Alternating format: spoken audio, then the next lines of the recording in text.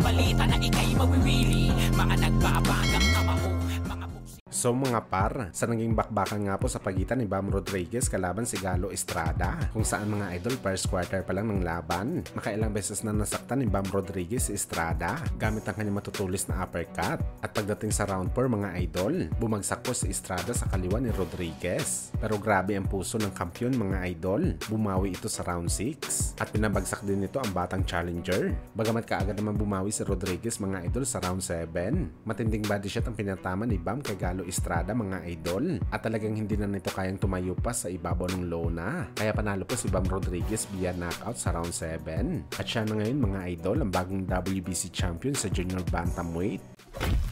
Samantala sa naging undercard naman po mga idol, sa pagitan ni Sunny Edwards kalaban si Coriel, kung saan mga idol, panalo po si Sunny Edwards via decision. Lumamang ang patakbo-takbo na galawan ni Edwards, bagamat nasugatan na malaki sa taas ng kilay ang Breton sa kalagitnaan ng laban, at hininto ng referee ang laban sa last round. Pero pagdating sa scorecards ng mga judges mga idol, ay malayo talagang agwat ni Edwards, kaya nakuha niya ang panalo.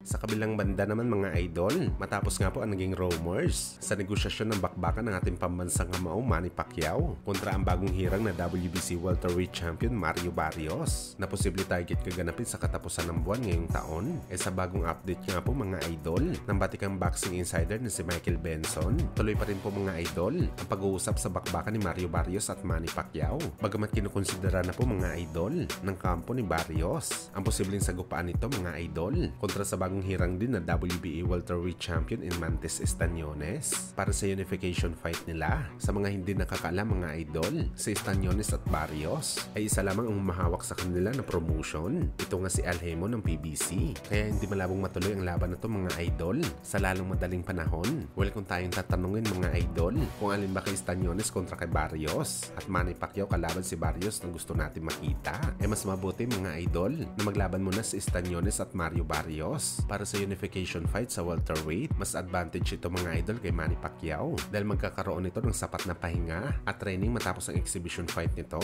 kalaban si Rokia Anpo sa July 28 sa Japan. At ang kinagandahan dito mga idol, mapapalabang kaagad si Pacman sa isang unification fight sa WBA at WBC sa mananalo kay Barrios at Estañones, na napabalitan na rin mga idol na gusto kausapin ng presidente ng MP Promotion na si Sean Gibbons bilang kalaban si Estañones sa comeback fight ni Pacman sa pro boxing. At isang napakaastig na bagay ito mga idol para kay Boss Manny, dahil naniniwala tayo mga idol na ito na ang kanyang huling laban sa ibabaw ng boxing ring bago ito magretiro for good. At isang unification fight pa ito mga idol na minsan hindi pa ito nakuha na record ni Pacman, ang humawak ng dalawang world title ng sabay sa isang division lamang, dahil focus ito dati sa pag-akyat ng timbang. Pero gayon pa man mga idol, abangan pa rin natin ang official report. Tandaan po natin nagkikipag-usap pa rin ang kampo ni Mario Barrios sa Team Pacquiao, kaya baka si Pacman pa mauna sa laban kontra sa bagong WBC champion sa 147 pounds.